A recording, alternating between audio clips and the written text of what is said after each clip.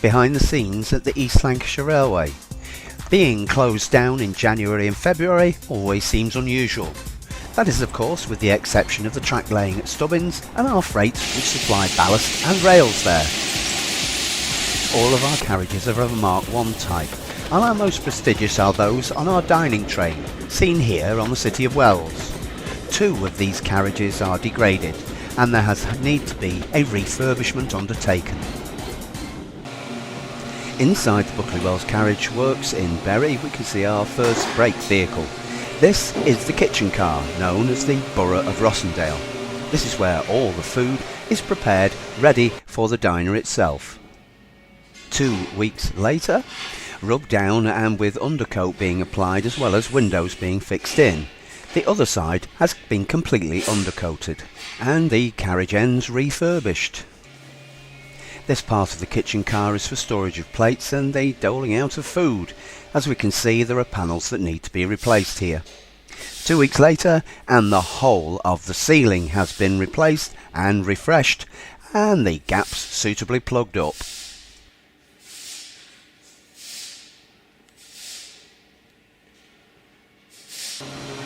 The guard's brake compartment is to be totally refurbished and the brake itself will actually be removed. And here, 2 weeks later, we can see some of the electric heating which is being applied and the area will have water tanks in it. As a kitchen car this can get extremely hot and obviously the ceiling here needs to be replaced. This is for food preparation and the stainless steel walls are for hygienic purposes. Once again, 2 weeks later the ceiling has been fully replaced and we can see that the areas where windows are, there is an extractor fan to be fitted and the window suitably plated up.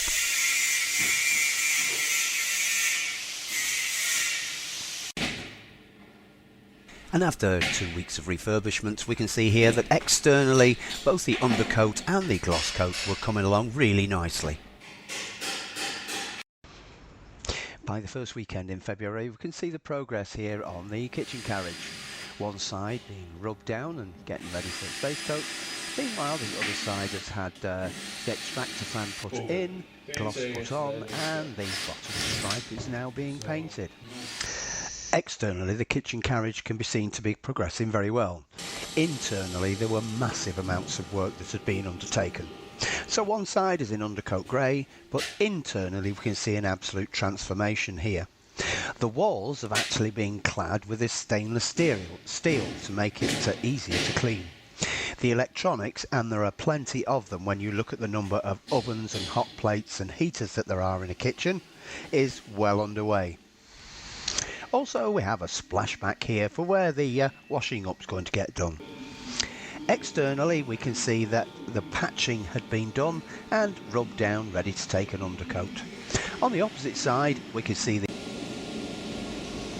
externally the kitchen carriage itself was beginning to look very good. Here on the western side a lot of the gloss and lining had been completed and on the eastern side we can see that some of the gloss and some of the undercoat has been applied ready for the top coat to go on.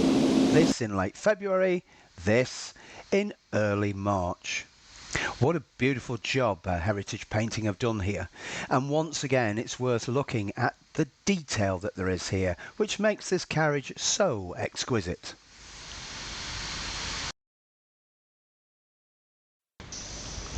Internally we're also nearing completion, with a lot of the electrics now having been completed and the ovens and water tanks obviously back in place.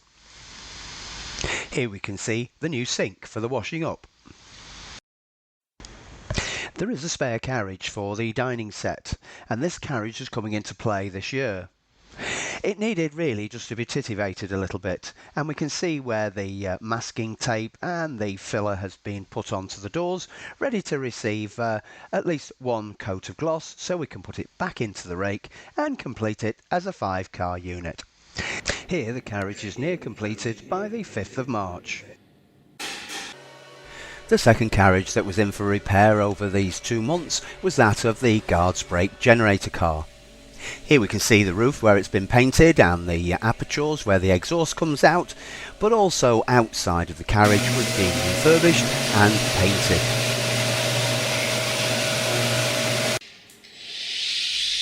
with carriages that are in excess of 70 years old, there's a lot of rust, especially in the roof sections where they join the end of the carriage. And here we can see sections that have been ground out and are being subsequently replaced with new metal. The paint job itself is looking excellent on this east side. The ends of the carriage that face in the direction of travel also take a lot of weathering, and here we can see the amount of work that's been undertaken to bring this back into good condition. Painting from either end of this carriage, as you can see, is well progressed, and the gloss is actually beginning to take. Also, the roof has been redone to keep the weather out from our first-class paying passengers. The northern compartment here is used as an office for the train manager and for storage. And we can see that some of the paintwork has been touched up really nicely. The guards compartment likewise very rarely sees a lick of paint, but take a look at this. What a wonderful job indeed.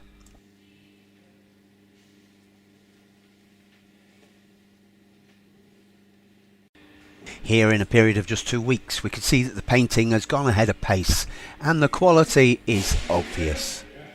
Heading over to the guards brake generator, we can see there's been a huge amount of progress on this.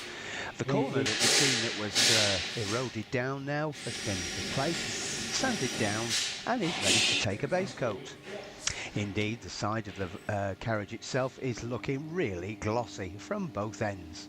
What a superb job the paint people have done on this carriage. Guards brake generator. Look at this superb carriage and the paint job on this. Absolutely amazing. Just look at the detail as we pass round this side of the carriage and take a look at the handles, doors and the lining. Absolutely superb. Internally as well, the guard stand was looking brilliant, with appropriate places for lamps and other bits and pieces. The office side of this carriage is also looking quite put back together again and clean, with a special place for our headboards. But the pièce de résistance is definitely at this end of the carriage. Dining with distinction, with the Tudor Lancashire Rose at the bottom. Just look at this end of the carriage. Won't that look good going up the line? And the week after, indeed, all the detailing had been completed and the carriage was on Road 4. Just take a look at the coupling here and the buffers, all painted up. Other vehicles are in here for repainting also. Our very popular Craven's unit is seen here being rubbed down and repainted, and also having something fettled. No. Are they doing the A4 as well? The Borough of Bury is normally the reserve coach for the dining train, but this has been bought out so that it can have its chocolate and cream repainted and substitute for a carriage with the rake which needs further repairs. So for this Valentine's Day meal thing, are we having a static? Buckley Wells is the base for the 3P20 group, who have refurbished many of the carriages we've seen on the railway. Yeah. They're currently ahead with this one here. And one of the interesting aspects of this is that the corners, which are pretty awkward and bent in two directions, you can actually now buy pre-stressed pieces, pre-made pieces that you can just slot on there and save yourself a lot of work. Thank you, South Devon Railway.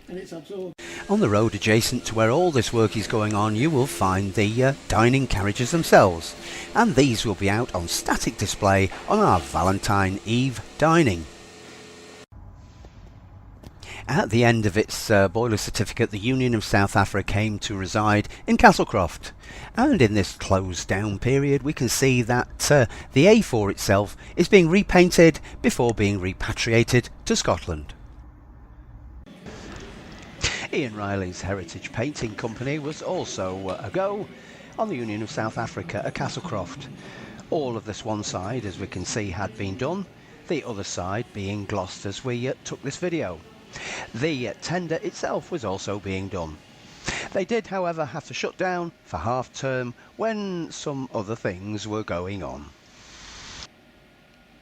In early December, a visit to Chess Wheel by the Permanent Way people found that the track had sunk about 20 millimetres, just short of an inch. Through January we had some rain, and it was interesting to go back here and see what was actually happening. Clearly visible was the wall to the rear, which had begun to collapse, and we can see it bowing here after it had been rebuilt last year.